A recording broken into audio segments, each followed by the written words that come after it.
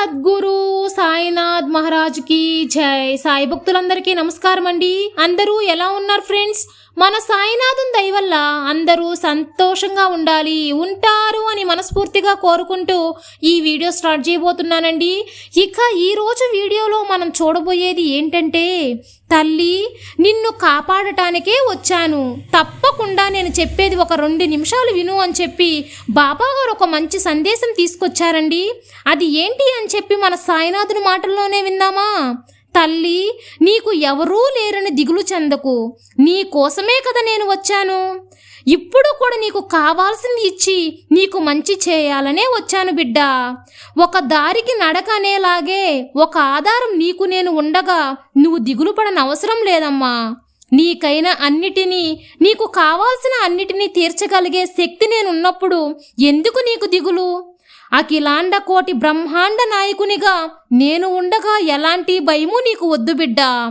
నన్ను తలుచుకున్న వెంటనే నీకున్న చిక్కులన్నీ నేను తీర్చేస్తాను. నీకు ఏ కష్టం వచ్చినా తీర్చేది నీ బాబానే కదా. అందువల్ల నీ తండ్రి అయిన నాతో అన్నిటినీ పంచుకో. పరుగున వచ్చి నీ బాధని తొలగిస్తాను. తర్వాత నీకు ముఖ్యంగా చెప్పాల్సింది నా మీద నమ్మకం. నా మీద నమ్మకాన్ని పూర్తిగా ఉంచు. నీ నమ్మకమే నీకు శ్రీరామ రక్షగా నిన్ను కాపాడుతుంది. ఇప్పుడు ఇదే నీకు చెబుతున్నాను కదా బిడ్డ. ఎందుకు నువ్వు నమ్మకాన్ని పోగొట్టుకుంటున్నావు? ఎలాంటి ఆపద నీకు వచ్చినా నేను చెప్పిన మాట కూడా మర్చిపోవడానికి కారణం కూడా నాకు తెలుసమ్మా. నువ్వు ఎదురు చూసే ఏ పని జరగడం లేదు. నువ్వు ఎదుర్కొనే సమస్యలకు పరిష్కారం తీరడం లేదనే కదా. అందువల్లే నా మీద నమ్మకం ఉన్నా నీ బాధ్యతను నాకు అప్పగించకుండా మర్చిపోతున్నావు. నీ ఆత్మని పరిపూర్ణంగా నాకు అప్పగించడానికి అంగీకరించడం లేదు తల్లి. అన్నీ సరైన సమయంలో సరిగ్గా జరుగుతాయి. జరగాల్సినప్పుడు జరిగే తీరుతుందమ్మా. అనుకున్న వెంటనే ఏదీ కూడా హఠాత్తుగా జరిగిపోదు. ఆ కాలం వచ్చినప్పుడు అన్నీ సరిగ్గా సరైపోతాయి. సరైన సమయానికి అన్నిటినీ నీ బాబా నేను సరిచేస్తానమ్మా. ఇప్పుడు కూడా నీకు ఆనంద వార్త నీ కోసం తెచ్చాను. నా ఆశీర్వాదం, నా అనుగ్రహం నీకు ఇస్తాను. ఏదైనా మంచి విషయం చేసేటప్పుడు నా ఆశీర్వాదం నీకు దొరుకుతుంది. నా ఆశీర్వాదం వల్ల నీకు కావాల్సింది దొరుకుతుంది. మంచి నీకు అనిపించినప్పుడు ఎవ్వరికీ భయపడవద్దు. ధైర్యంగా చెయ్యి. దానికి తగ్గ ఫలితం నీకు నేను అందిస్తాను బిడ్డ. అందరూ బాగుండాలి అని అనుకునే నువ్వు, అందరూ ఆనందంగా ఉండాలి అని కోరుకునే నువ్వు బాగుంటావమ్మా. నీ జీవితంలో నువ్వు తోడుగా, స్వయంగా నువ్వు కొలిచే నీ ఇష్టమైన బాబానే నీకు తోడుగా ఉంటాను. నీకు అండగా కూడా ఉంటాను. నువ్వు ఎదురు చూసే అన్నిటినీ నేను అందిస్తాను.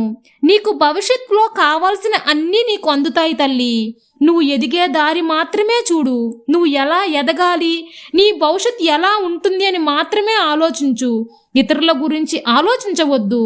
పగవాళ్ళకి కూడా పప్పు నెయ్యి భోజనం పెట్టేలాగా నిన్ను దెబ్బ కొట్టినా సరే వాళ్ళు బాగుండాలి అని కోరుకో.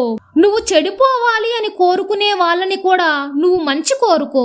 వాళ్ళతో ప్రేమగా ఉండు. వాళ్ళు చెడ్డవాళ్ళైనా సరే, నీకు చెడు తలపెట్టాలని తలచినా సరే, కానీ నువ్వు మాత్రం అందరినీ మేలుకోరు.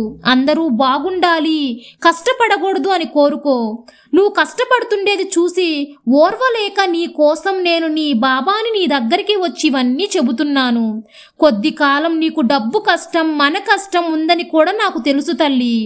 అవన్నీ తొలగించి నిన్ను ప్రశాంతంగా ఉండేలా నేను చేస్తాను. నీ పాపాలు, దోషాలు అన్నిటినీ తొలగించి సంతోషం, సంపదని నీకు అందిస్తాను. ఏదైనా తప్పు అని చెబితే, ఎవరైనా ఇది తప్పు అని నీకు ఎవరైనా చెబితే అర్థం చేసుకొని సరిదిద్దుకో.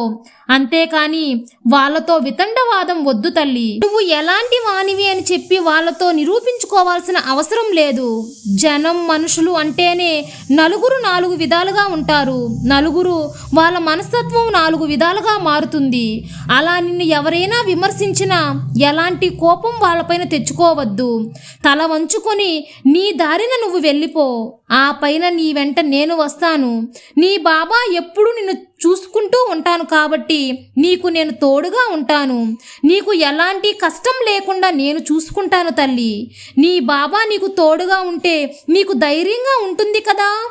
ఇవన్నీ ఇచ్చిన తర్వాత నీకు ధైర్యం వచ్చి ఉంటుంది. నీ మనసు ప్రశాంతంగా ఉంటుంది. కాబట్టి ఎలాంటి ఆందోళన ఆలోచన పెట్టుకోకుండా ప్రశాంతంగా నిద్రపో తల్లి. నీ సాయి తండ్రి ఎల్లవేళలా నీకు తోడుండగా నీకు భయమెందుకు బిడ్డా.